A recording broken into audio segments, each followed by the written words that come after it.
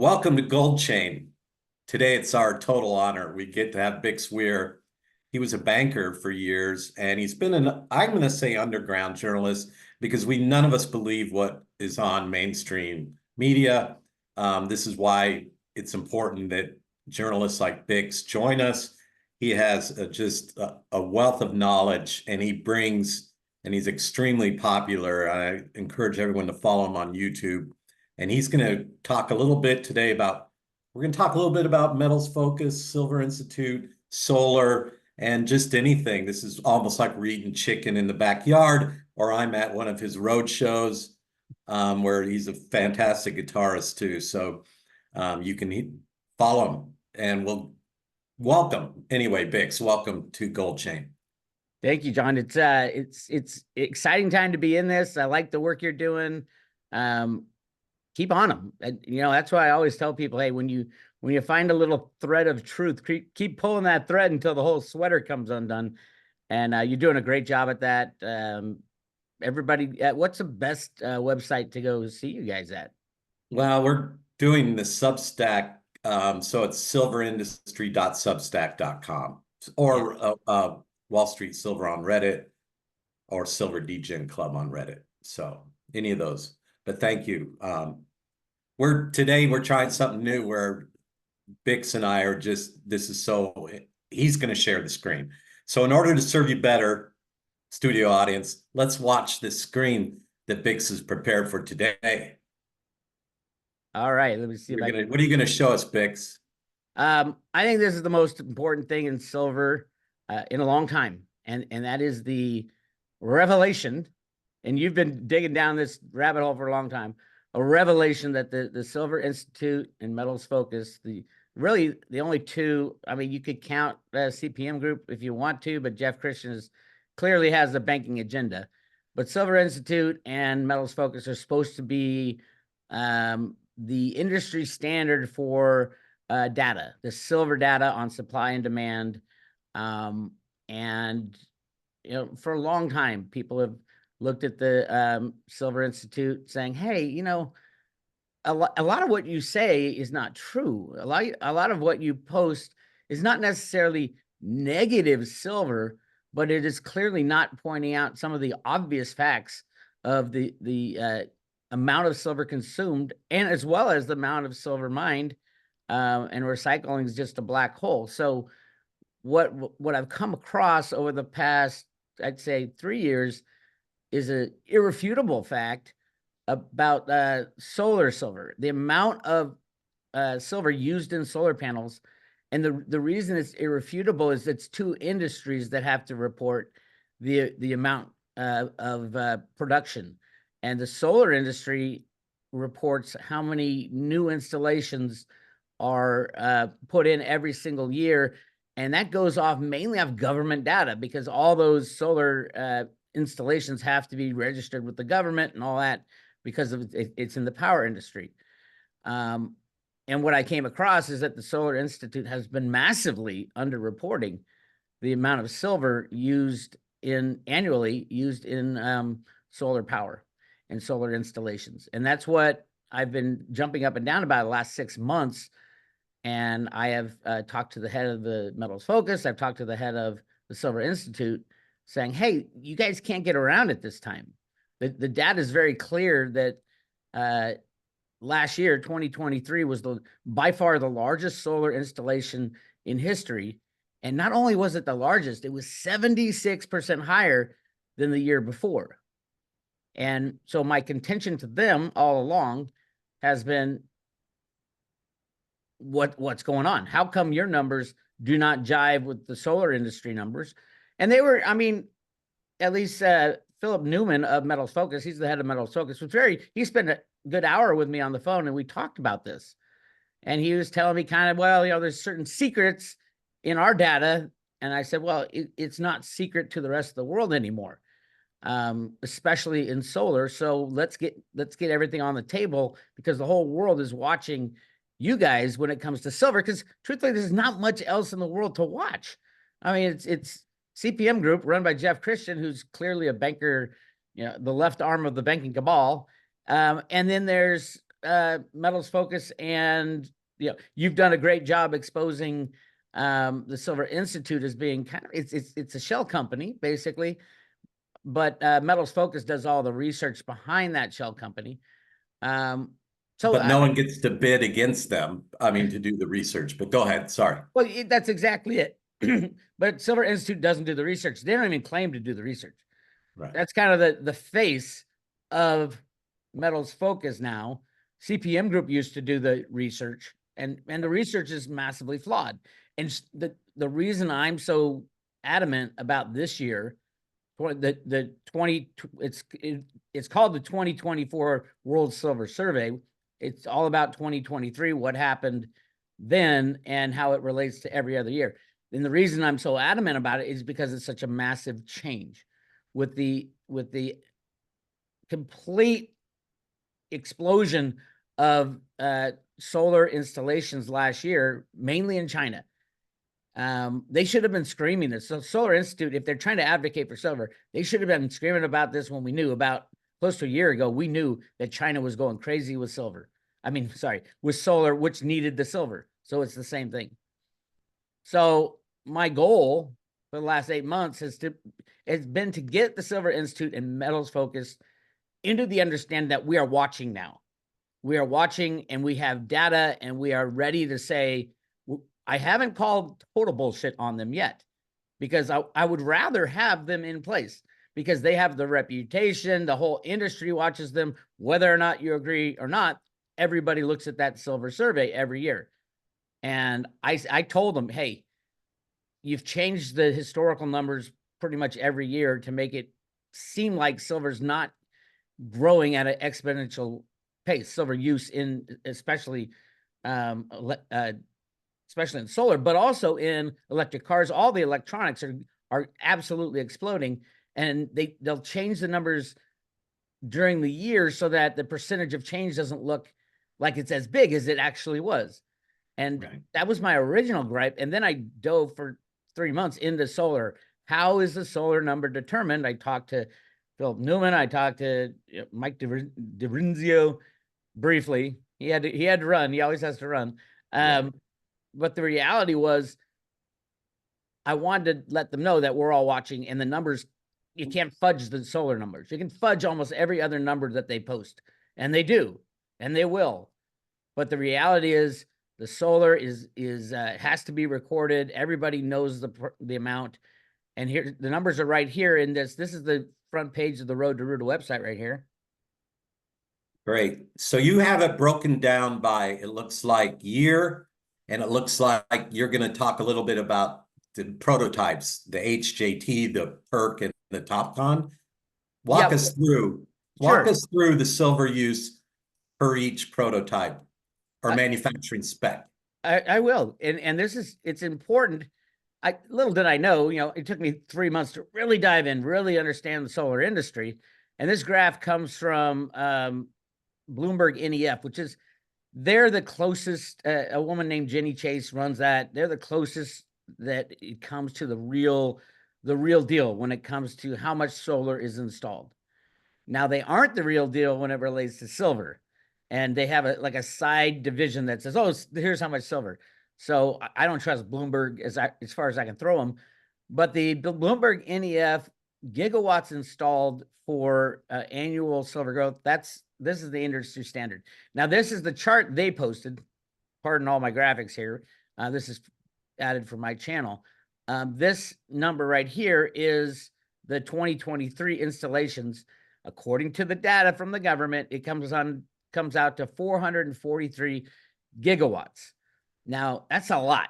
Last year was a huge year. It went from 252 to 443. And it's mainly because of China.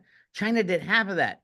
China has absolutely gotten the mandate. You need to change everything. We're going to blame COP28, which is the green initiative that everybody signed on to. They have to double and triple the amount of solar installed, and China's taking it to heart.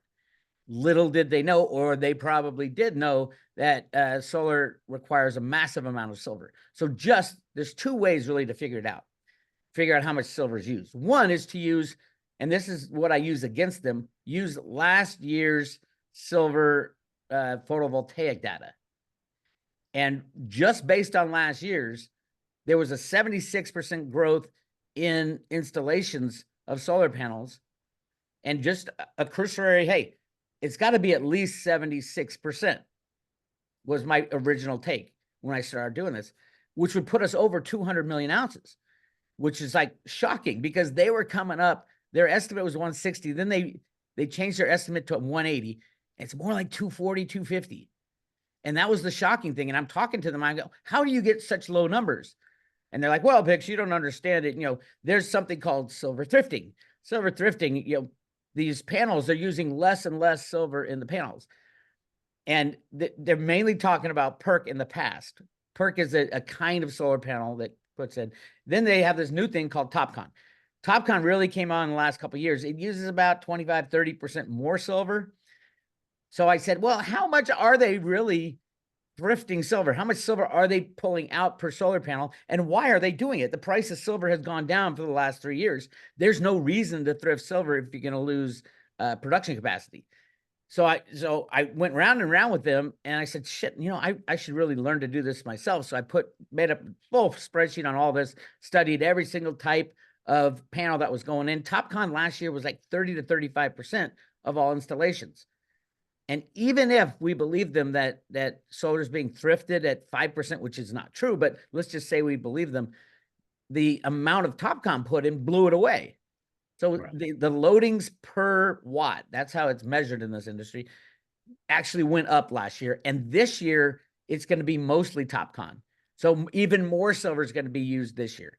Now, the really interesting thing, and I presented all my numbers to these guys, and I'm saying, there's no way you guys can come in at 180 million ounces because everybody's going to know, because I'm going to show them. I'm going to show them the math. I'm going to show them my spreadsheets.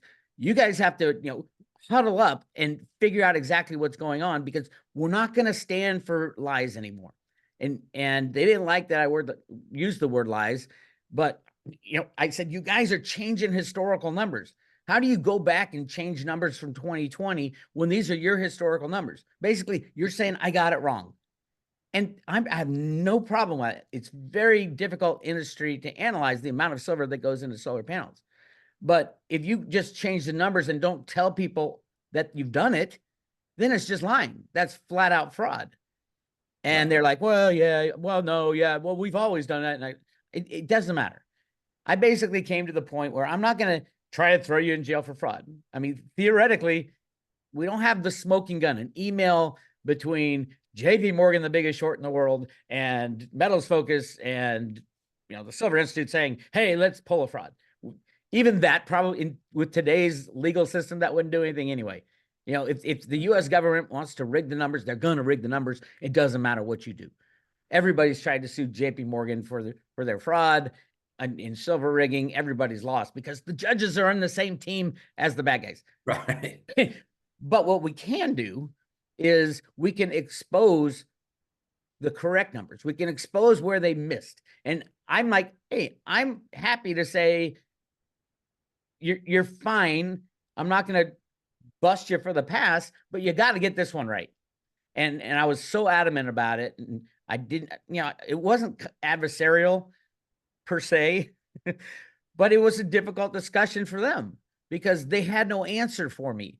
They had no answer why they were off by about 100 million ounces and more. And this is the big kicker that really pushed them over the, hey, we might have to change something.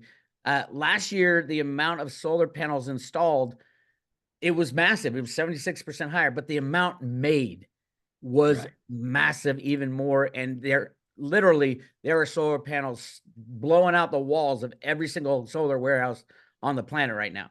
My estimate, they made 200 gigawatts extra of DC solar panel. DC is a term that it's actually, when you hear the megawatts that are installed for a big facility, you have to add 20% because of the way the panel is made. It has 20% more silver because they don't use that silver. It's just part of the connectors in there and all that. So the industry standard is gigawatts DC. and there's gigawatts AC, which is just the rated capacity of the installation. So I mean, it's boring stuff, but I thought it was important that I dug down as deep as I could to fully understand what was going on in solar. And I came up with 350, around 350. I know it's more than that. But here's the other problem is nobody in the whole stream of solar wants to talk about how much silver is being used, especially the green people. The people who are looking for green energy, the ugly fact is that they are consuming the majority of industrial silver now, and they don't want that to end. You know, at $1,000, $2,000 silver prices, that ends pretty much. And then they $3,000, $4,000 solar prices, they might even go in and pull these installations out to get the silver out of the panels that were already installed. Right now, they can't do it. There's no recycling in solar right now because the price is so low. And this is the whole problem. When you rig prices so low for so long, you have distortions in supply and demand.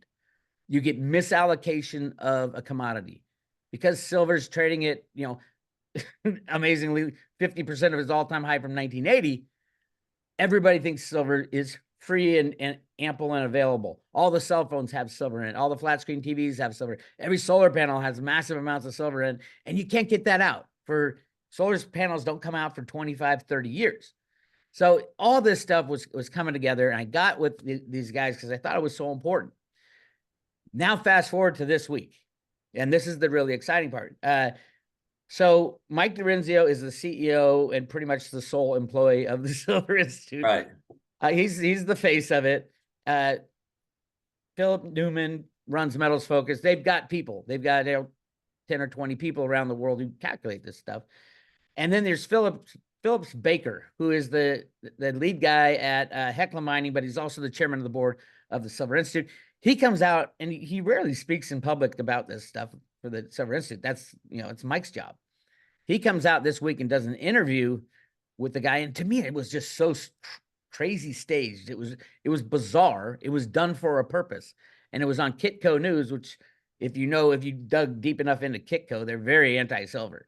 They're very much, oh, we have our silver leasing program that probably doesn't have any silver in it. So right. We've already proven that.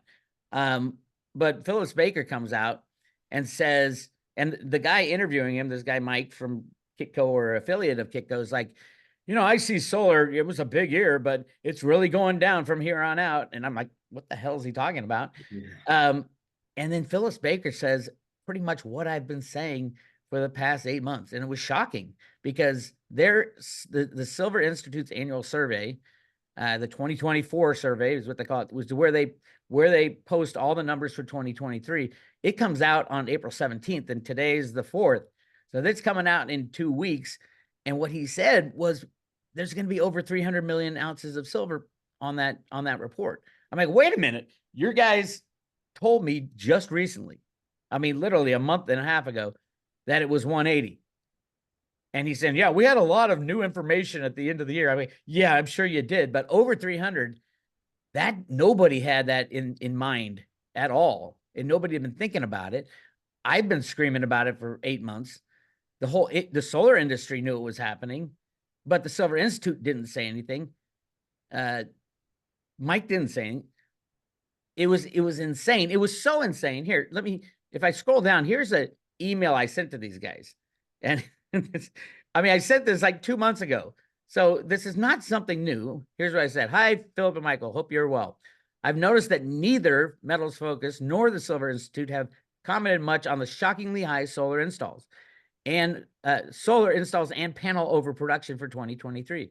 This is a major development for the industrial silver, and yet neither of you have released proactive announcements to the industry about what a sea change this development is for industrial silver demand. It is now a widely accepted fact in the solar industry that there was 76% growth in solar installations in 2023.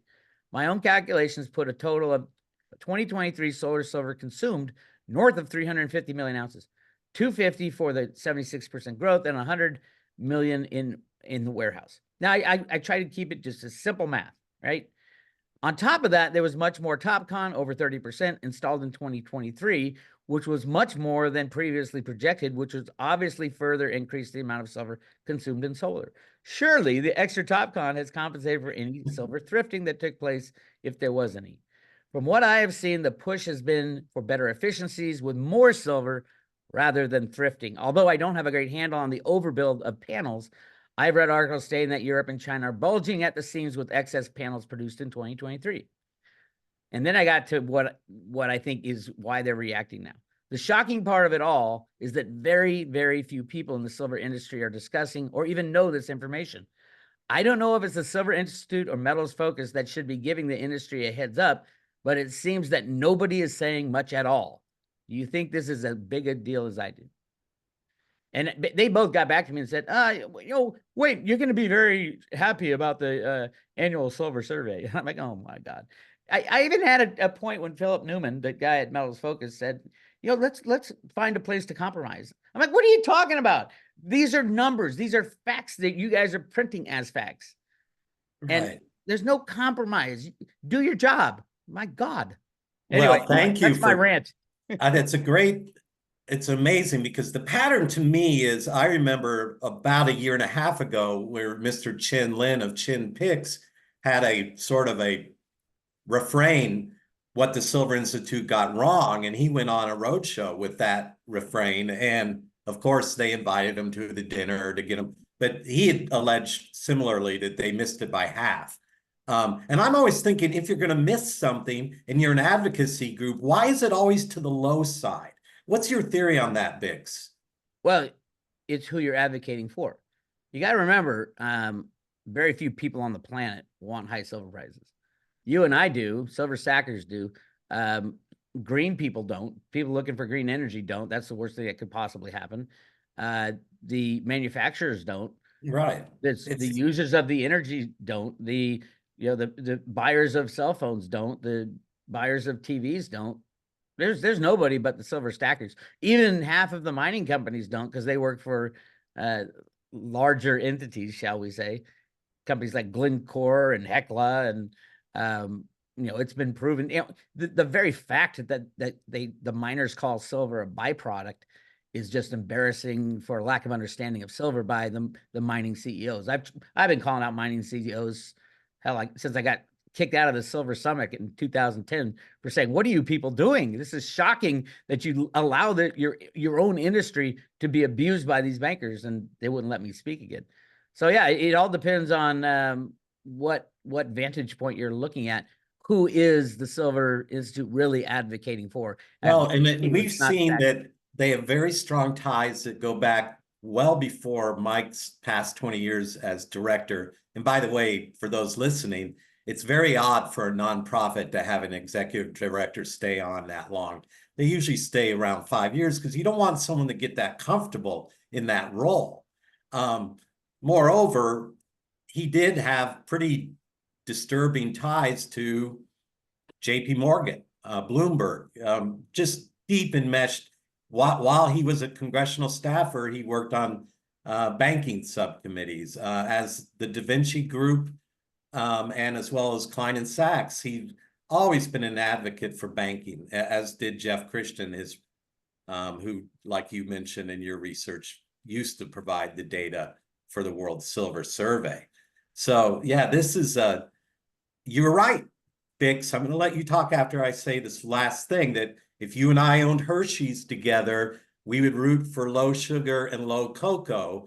I mean, that's our factory input. So it's not that they're necessarily evil. It's just that they won't admit why they want to keep silver prices low as factory inputs.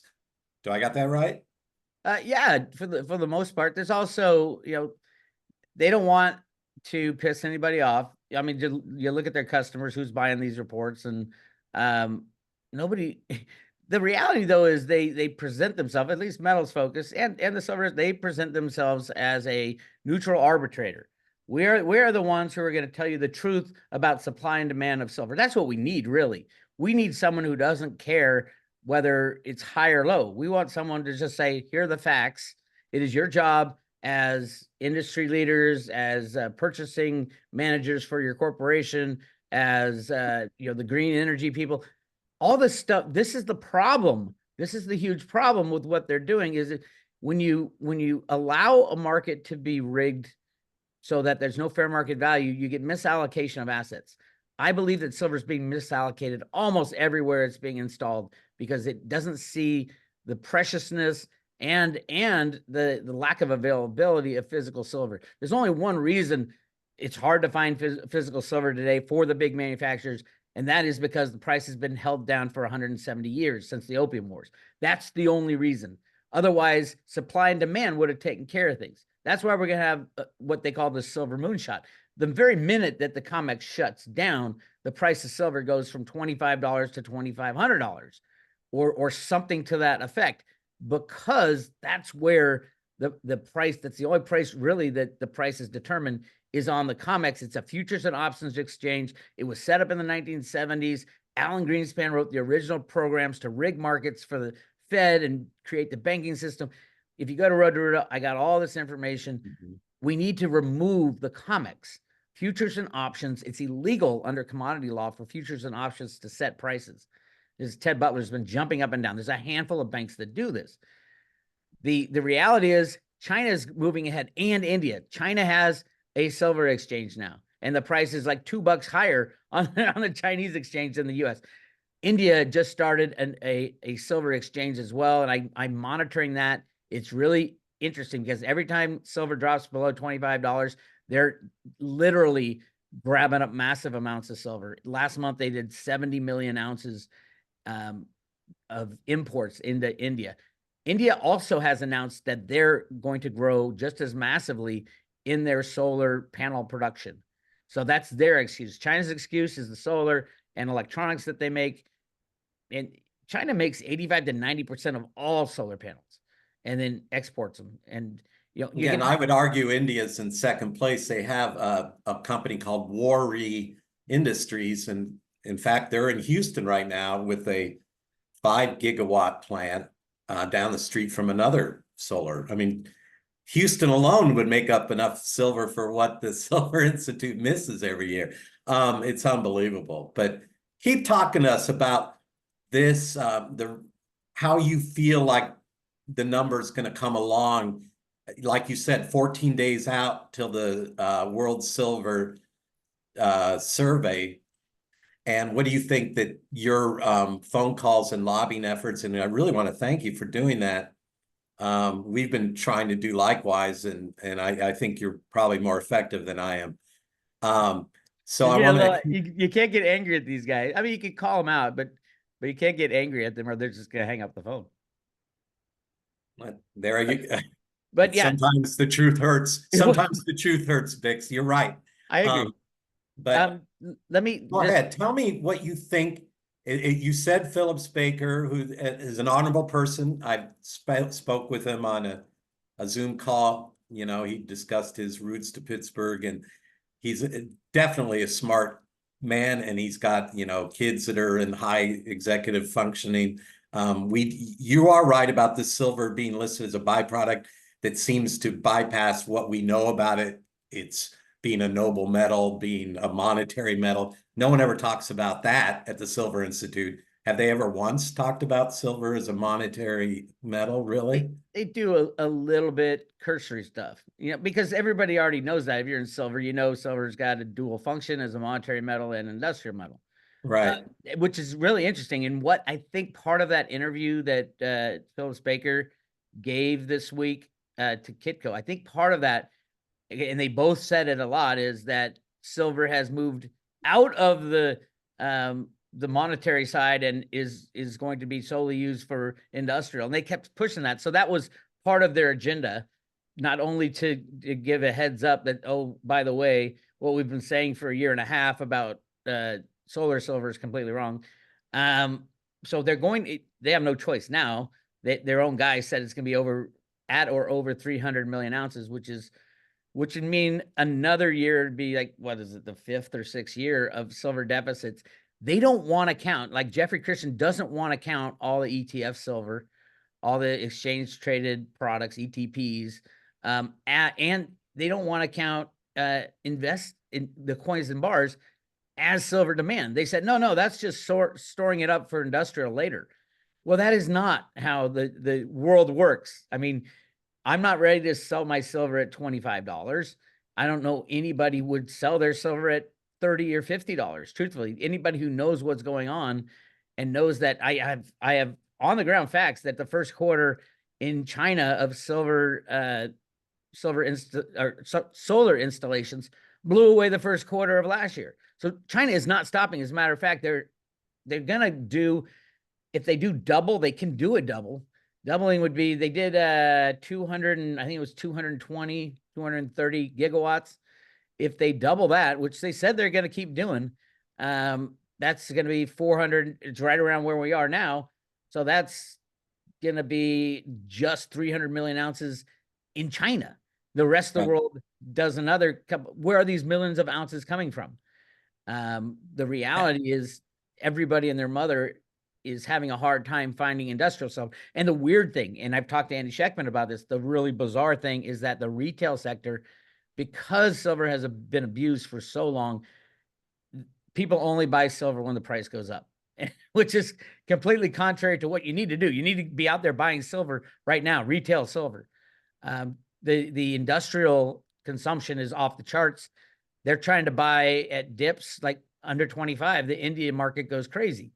So I don't think we're going to have the normal dip anymore either, because there are people waiting right under certain thresholds. You look at the moving averages, which Ted Butler has said, all the chartists have been screwed for years. Right. But right under those moving averages, all the industrial buyers are like, that's where we want to buy silver, because that's been the best place to buy for, 30, 40 years, 50 years. Right below the moving averages is where the banks slam and cover their shorts. So the silver market has changed. I think we're going to see in 2 weeks, we're going to see a very different silver survey. What I'm looking for in that silver survey, I think they will report somewhere near 300 million ounces for solar.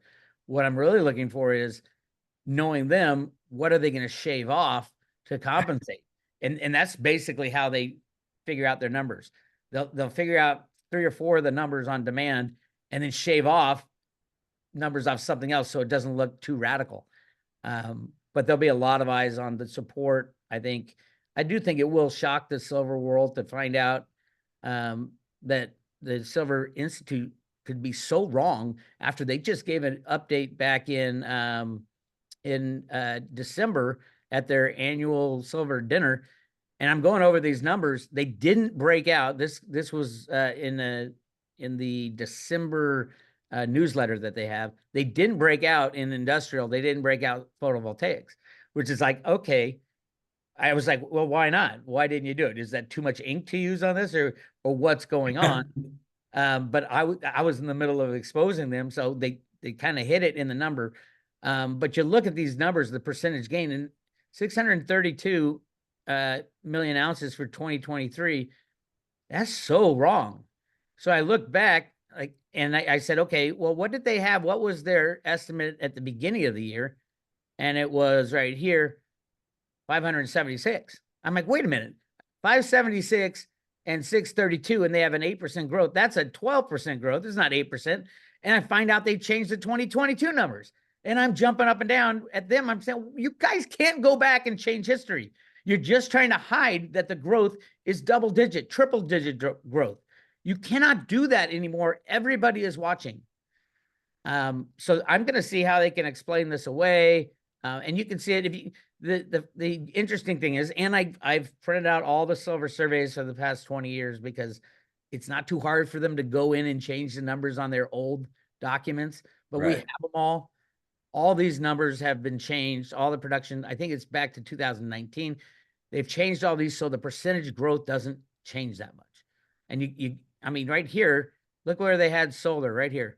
Last year, they had solar at 140 million ounces, photovoltaics right here. And they had it jumping to 160, even though last year, everybody knew silver was going to do at least 50% growth. And they came out with 76% growth. And we knew it halfway through the year, and they didn't say a word about it.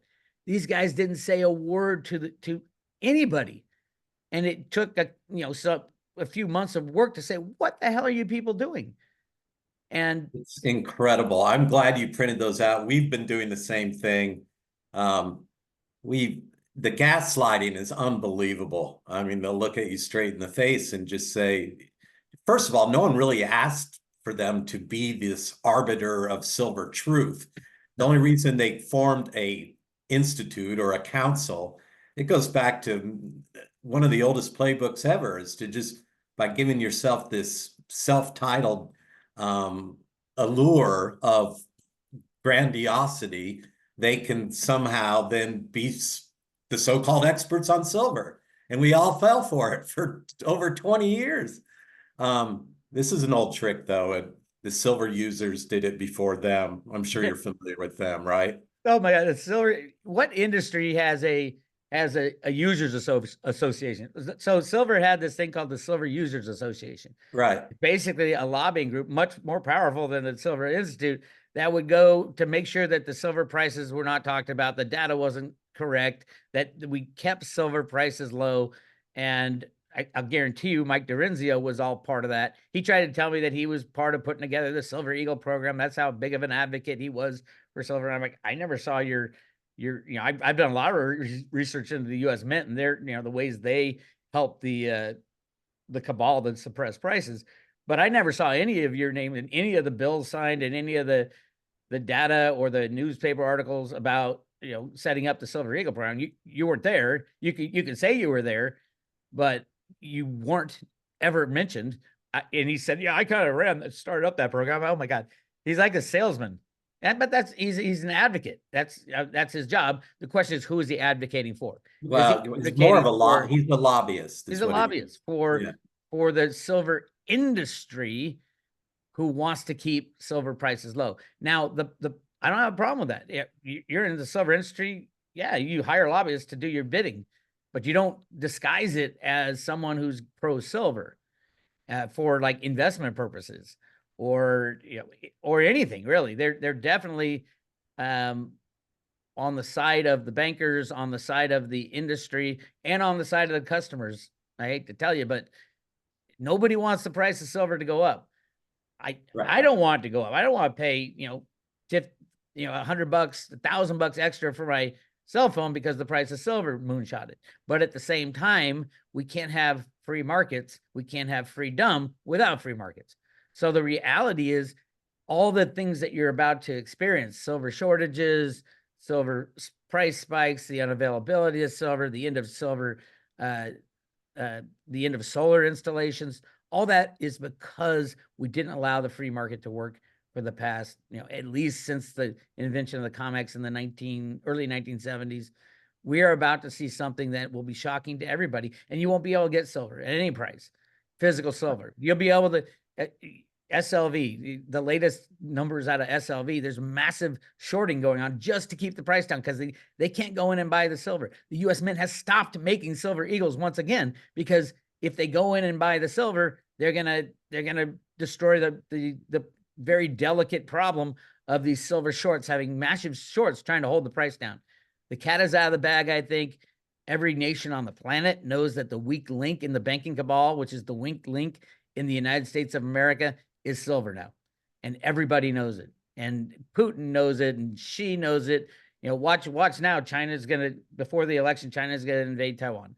And I've been saying that for a long time. Trump was the bad guy first, then it's Putin, and next it's going to be Xi of China, and then poof, all of a sudden the United States of America is destroyed because of the assholes who are currently running the show. And they're the same assholes. I'm telling you right now, Republicans or Democrats, they're run by the same people. They're both crazy on their own side. We need Americans to stand up and say, hey, I'm an American. I'm going to buy silver. You want to know how to do your part? Go out and buy 2 or 3 ounces of silver every week, and you'll see how fast the world changes, because silver can save America right now. I truly believe that. If we reinstitute free markets, tell the real truth about inflation, the real truth about everything, I think we could save America that way. Wow. That's such a passionate way to end up this broadcast. I want you back after the Silver Institute releases their stuff and we can kind of compare notes. What you just said, though, about how silver can be a sort of a root sort of a new, using your metaphor for your name, but sort of revolutionary in a peaceful sort of way. Mhm. Bix, it was so awesome to have you on today. You're really good at research, and now we know why your channel blows up with in fact, some of our guys on our team are big fans of your channel. I'm going to give and they've been the ones helping me with a lot of the research. So it takes a village to raise a child, Bix. So in this case, we do have to inspire everyone to stack silver. You can go to Bix's channel. He and Andy work together. They have the lowest prices in terms of above spot out there. So order your silver from Bix and Andy. And is there anything else you want to say, Yeah, sir? you can, to follow my work, just go to I have a YouTube channel where most people watch me. It's Road to Ruta, ROADTOROOTA, YouTube channel, and then also a website when they kick me off of YouTube. It's like I get close. I'm still on. I'm like one of the last freedom fighters still on YouTube, that from the original days. I've been doing this since '99. So that's a long time to hodl my silver and hold on for dear life. But every day we get closer and closer. We know more and more about how we've been abused and how the price of silver has been abused and people have been abused. So yeah, check it out. There's I'll a put your links in the Yeah, description that'd be great. field. And what a great job you've done on this solar. I'm glad you're right. They will show the 300 or what's your prediction on the number that Phillips telegraphed? I think he telegraphed about 300 million ounces for 2023 silver. Um, we'll see. I mean, they can't get away. I mean, we already know. Well, we know Washington, D.C. is full of leaks, so, and the Silver Institute's conveniently located near the Federal Reserve and the three branches of government. So there's your leak. You've done a lot of great investigative news, and I have watched your stuff on the U.S. Mint. It's fascinating. We worked on this drain the mint thing, and there we go. So